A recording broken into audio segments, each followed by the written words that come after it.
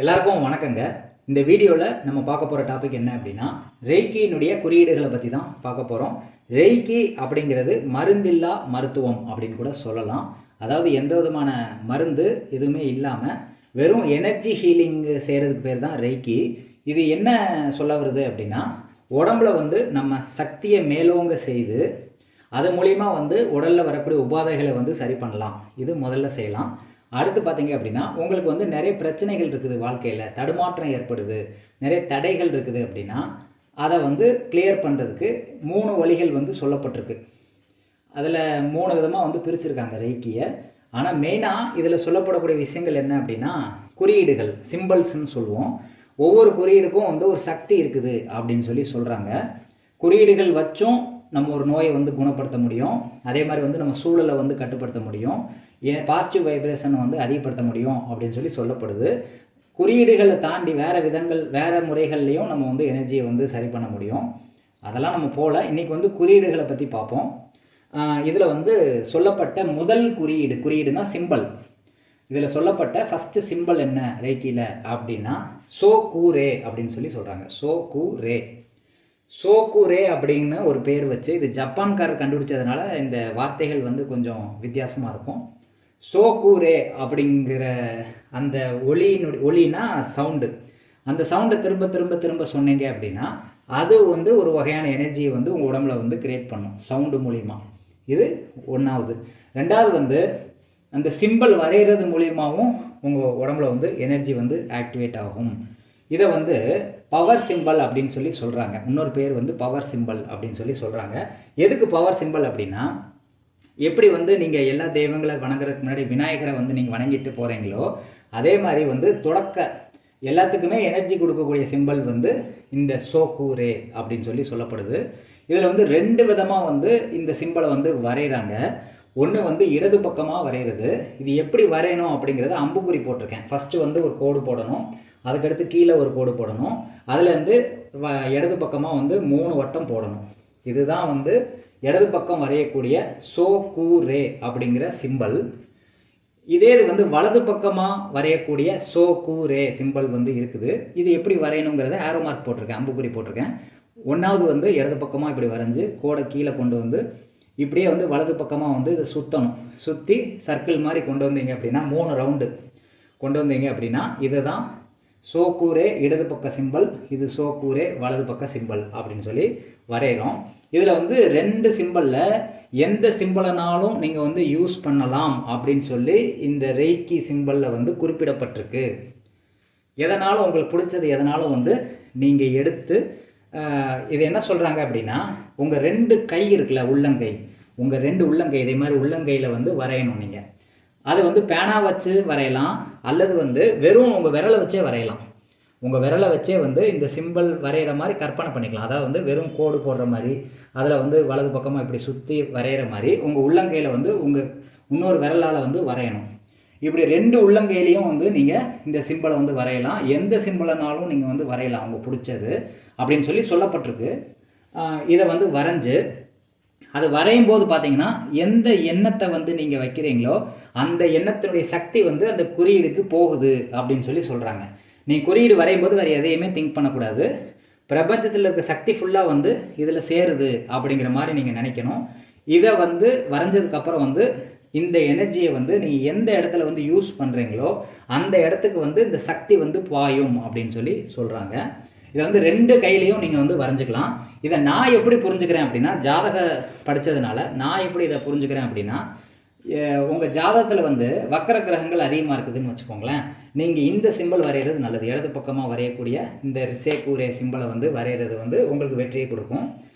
வக்கர கிரகங்களே இல்லை உங்கள் ஜாதகத்தில் அப்படின்னா, இந்த வலது பக்கமாக வரையக்கூடிய சோகூரே சிம்பிளை உங்கள் 2 கையிலையும் வரைகிறது சிறப்பு. இதை ஞாபகம் வச்சுக்கிட்டா போதுமானது.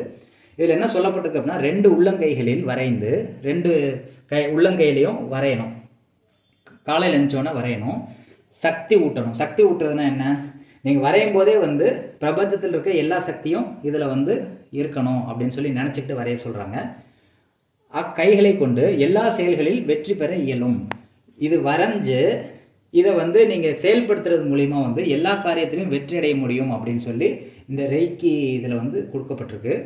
இது எதுக்கெலாம் நீங்கள் வந்து குணப்படுத்த முடியும், இந்த எனர்ஜியை வச்சு நீங்கள் என்னெல்லாம் பண்ணலாம் அப்படின்னா, ஒரு செடி வந்து ஒரு பட்டு போகாமல் நீங்கள் வந்து செழிப்பாக வளர வைக்க முடியும். வளர்ப்பு பிராணிகளுக்கு வந்து வியாதி வராமல் குணப்படுத்த முடியும். உங்கள் உணவில் வந்து மேலும் கொஞ்சம் சக்தி அதிகப்படுத்த முடியும். உங்கள் உடைகள் பொருள்கள் அது மேலே வந்து இந்த சிம்பிள் வரைஞ்ச கைகளை வச்சு பவரை செலுத்தி இது மூலிமா வந்து அந்த ப்ராப்ளம் வந்து சால்வ் ஆகணும் அப்படின்னு சொல்லி நீங்கள் நினச்சி அதில் வந்து நீங்கள் பவரை வந்து செலுத்துனீங்க அப்படின்னா, ஏதோ ஒரு விஷயத்தை செலுத்துறீங்க அப்படின்னா அந்த காரியம் வந்து கண்டிப்பாக சக்ஸஸ் ஆகும். இதுதான் பிள்ளையார் சொல்லி மாதிரி அப்படின்னு சொல்லி இந்த ரெய்க்கியில் வந்து இந்த சோக்கூரே அப்படின்னு சிம்பிளை வந்து சொல்கிறாங்க. சிம்பிளாக ஒரு ஓவர்வியூ பார்ப்போம். 2 சிம்பிள் இருக்குது. ஒன்று இடது பக்கமாக வரைகிறது, இன்னொன்று வலது பக்கமாக வரைகிறது. இந்த 2ல் எதனாலும் நீங்கள் வரைஞ்சிக்கலாம், உங்கள் விருப்பம். ஆனால் என்னுடைய புரிதல் வந்து வக்கர கிரகங்கள் ஜாதத்தில் அதிகமாக இருக்கிறவங்க இந்த இடது பக்க சிம்பிளையும், வக்கர கிரகங்கள் இல்லாதவங்க வலது பக்க சிம்பிளையும் வரைஞ்சிக்கோங்க. 2 கையிலையும் வரையணும். வரையும் போது வந்து பிரபஞ்ச ஆற்றல் என் கையில் இது சேருது அப்படின்னு சொல்லி நீங்கள் நினைக்கணும். அடுத்து வந்து உங்களுக்கு நீங்களே வந்து ஹீலிங் பண்ணிக்கலாம். ஹீலிங் பண்ணுறது அப்படின்னா உங்களுக்கு நீங்களே வந்து ஏதாவது நோய் இருக்குதுன்னு வச்சுக்கோங்களேன் உங்கள் உடம்புல, அந்த இடத்துல வந்து இந்த உள்ளங்கையில் வரைஞ்சிருக்கீங்கள்ல, 2 கையில் வரைஞ்சதை வந்து நீங்கள் அந்த இடத்துல தொட்டு அந்த நோய் குணமாகிற மாதிரி வந்து நீங்கள் கற்பனை பண்ணணும். இந்த எனர்ஜி ஃபுல்லாக வந்து அந்த இடத்துக்கு பாஞ்சு அந்த நோய் குணமாகணும் அப்படின்னு சொல்லி நீங்கள் நினைக்கணும்.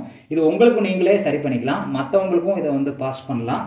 செடி கொடி மரங்கள் விலங்குகள் எல்லாத்துக்கும் பறவைகளுக்கும் வந்து இந்த எனர்ஜி ஹீலிங் வந்து நீங்கள் பண்ண முடியும். இதனால் வந்து ரொம்ப நாள் தடைப்பட்ட செயல்பாடு இருக்குது அப்படின்னா அந்த தடைப்பட்ட செயல்கள்லேருந்து மீண்டு வர்றதுக்கும் இந்த சக்தி வந்து யூஸ் ஆகும். இதை வந்து முடிஞ்சால் ட்ரை பண்ணி பாருங்கள். இதுதான் பேசிக்கு ஃபஸ்ட்டு சிம்பிள், பவர் சிம்பிள்னு சொல்கிறோம். இதுக்கு அடுத்து பார்த்தீங்கன்னா கிட்டத்தட்ட இந்த ரெய்க்கியில் பார்த்தீங்கன்னா 26 வகையான சிம்பிள் வந்து கொடுக்கப்பட்டிருக்கு. இதை வந்து என்ன பண்ணுறாங்க அப்படின்னா இந்த ரெய்க்கி கோர்சஸ் மாதிரி வந்து எடுக்கிறாங்க. லெவல் 1, லெவல் 2, லெவல் 3ன்னு சொல்லி 3 கோர்சஸ் வந்து எடுக்கிறாங்க. அதுக்கு வந்து உங்களுக்கு மினிமம் வந்து ஒரு 10,000லேருந்து 25,000 வரைக்கும் சார்ஜ் பண்ணுறாங்க. நான் வந்து அதை உங்களுக்கு ஃப்ரீயாகவே சொல்லித்தரேன். அதனால் வந்து இதை பார்த்து பயனடையணும்னு சொல்லி நான் கேட்டுக்கிறேன். இன்றைக்கி வந்து சிம்பிள்ஸை பற்றி முதல் சிம்பிளை வந்து பார்த்தோம். இதே மாதிரி உங்களுக்கு விருப்பம் இருந்துச்சு அப்படின்னா கமெண்ட் செக்ஷனில் கமெண்ட் பண்ணுங்கள். இதே மாதிரி 26 வகையான சிம்பிள் வந்து ரெய்க்கியில் கொடுக்கப்பட்டிருக்கு. ஒவ்வொரு சிம்பிளும் எதுக்குயா இத்தனை சிம்பிளையும் நான் தெரிஞ்சு என்னையா பண்ண போகிறேன் அப்படின்னு உங்களுக்கு நீங்கள் கேட்குறது புரியுது. ஒவ்வொரு சிம்பிள்லையும் வந்து ஒரு நோய் குணப்படுத்தக்கூடிய சக்திக்கேற்ற சிம்பிள் வந்து இருக்குது. இது வந்து ஜென்ரல் சிம்பிள். இது வந்து ஆற்றல் அதிகப்படுத்தி அது மூலிமா வந்து எல்லா பிரச்சனையும் தீர்வு காணக்கூடிய சிம்பிள் தான் இந்த பவர் சிம்பிள், சோக்கூரே அப்படிங்கிற பவர் சிம்பிள். இதே மாதிரி வந்து மற்ற குறியீடுகள் எதுக்கு யூஸ் ஆகுது அப்படின்னா இருதய நோய் சரி பண்ணுறதுக்கு ஒரு குறியீடு இருக்குது. நம்ம நிறைய வந்து பணம் சம்பாதிக்கிறதுக்கு ஒரு குறியீடு இருக்குது. அதே மாதிரி வந்து கிட்னி சரி பண்ணுறதுக்கு ஒரு குறியீடு இருக்குது. இந்த மாதிரி வந்து உடல் உறுப்புகளில் உடல் உபாதைகளை சரி பண்ணுறதுக்கு ஒவ்வொரு உறுப்புகளுக்கும் ஒரு குறியீடு வந்து கொடுக்கப்பட்டிருக்கு. அதை வந்து அடுத்தடுத்த வீடியோஸில் வந்து பார்ப்போம் உங்களுக்கு விருப்பம் இருந்தால். இது வந்து எல்லாத்துக்கும் காமனாக நீங்கள் வந்து நோய் குணப்படுத்துறதுக்கும் யூஸ் பண்ணிக்கலாம், காரிய தடங்களுக்கும் யூஸ் பண்ணிக்கலாம். ஏதோ ஒரு செயல்பாடு நடக்கலை அப்படின்னா சக்தி ஊட்டி அந்த செயல்பாடை வந்து நடக்க வைக்கிறதுக்கு இந்த குறியீடுகள் வந்து யூஸ் ஆகுது. இதுதான் ஃபஸ்ட்டு சிம்பிள். இதே மாதிரி உங்களுக்கு விருப்பம் இருந்துச்சு அப்படின்னா இந்த டாப்பிக்கை தொடரலாம். அதை வந்து நீங்கள் கமெண்ட் செக்ஷனில் பதிவு பண்ணுங்கள். இந்த பதிவு வந்து கண்டிப்பாக உங்களுக்கு யூஸ்ஃபுல்லாக இருக்கும். ஏன்னா நீங்கள் வெளியில் போய் இதை என்ன சொல்கிறாங்க அப்படின்னா இந்த ரெய்க்கி கோர்ஸை வந்து ஒரு குரு இல்லாமல் கற்றுக்கக்கூடாது. அவங்க ப்ராப்பராக வந்து உங்களுக்கு வந்து எப்படின்னு சொல்லி கண்டிஷன் பண்ணி உங்களுக்கு பவர் கொடுப்பாங்க, சக்தி ஊட்டுறது எப்படின்னு சொல்லி கொடுப்பாங்க அப்படின்னு சொல்லப்படுது. அதனால் முறையாக கற்றுக்கிறவங்க வசதி இருந்தால் கற்றுக்கலாம். இல்லை அப்படின்னா இதில் வந்து சைடு எஃபெக்ட்லாம் கிடையாது. யாருனாலும் அதை வந்து ப்ராக்டிஸ் பண்ணிக்கலாம். எனக்கு வந்து எப்பயுமே என்ன பிடிக்கும் அப்படின்னா குரு இல்லாமல் கற்றுக்கிறதா நிறைய கற்றுக்க முடியும் அப்படிங்கிறது என்னுடைய கான்செப்ட். விருப்பம் உள்ளவங்க வந்து குருகிட்ட போய் கற்றுக்கிறவங்க கற்றுக்கோங்க, நான் தப்புன்னு சொல்ல வரல. வருமானம் இல்லாதவங்க வசதி இல்லாதவங்க வந்து இதை பார்த்து பயனடையணும்னு சொல்லி நான் கேட்டுக்கிறேன். எப்படி இந்த பதிவு இருக்குதுங்கிறத கமெண்ட் பண்ணுங்கள். நன்றி, வணக்கம்.